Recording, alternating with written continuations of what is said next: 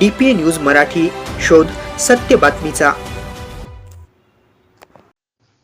स्थानिक सतीपेठ परिसरातील श्री सद्गुरू एकनाथ महाराज भजनी मंडळाच्या वतीने दरवर्षीप्रमाणे या वर्षी सुद्धा आज दिनांक 12/1/2026 सोमवार रोजी सकाळी 11 वाजता मंडळाच्या संस्थापक एकनिष्ठ संचालिका सौ पार्वतीबाई सुकाळे यांच्या घरी राष्ट्रमाता राजमाता मा जिजाऊ यांच्या प्रतिमेला कुमकुम तिलक लावून पुष्पहार अर्पण करून विधिवत पूजन करून मा जिजाऊ वंदन देऊन अभिवादन करण्यात आले।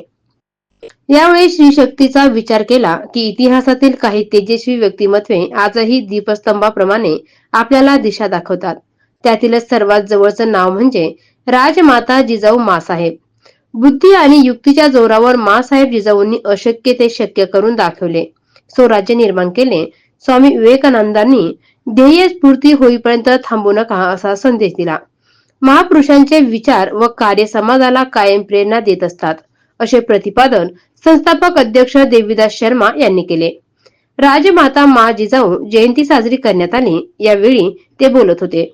जिजाऊ वंदना घेऊन अल्पोपहार चहा वाटप करून कार्यक्रमाची सांगता करण्यात आली। या प्रसंगी ज्येष्ठ साहेबराव सुकाळे, भजनी मंडळाचे संस्थापक अध्यक्ष देवीदास शर्मा, विनोद सुकाळे, दिलीप झापर्डे, अर्जुन जाधव, लालाजी सांगळे, आशाबाई अंधारे, पार्वतीबाई सुकाळे, संगीता वाघोळे, रजनी सुकाळे, आरती सुकाळे, मंजरी सुकाळे, भक्ती सुकाळे, धनश्री सुकाळे, भूमी सुकाळे आदींची उपस्थिती होती।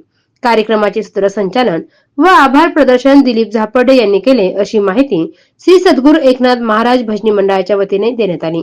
DPA न्यूज साठी प्रतिनिधी जालम सिंग परिहार, बुलढाणा। ताज्या घडामोडी व अपडेट जाणून घेण्यासाठी आताच DPA न्यूज चॅनलला सबस्क्राइब करा आणि बेल आयकॉन क्लिक करायला विसरू नका।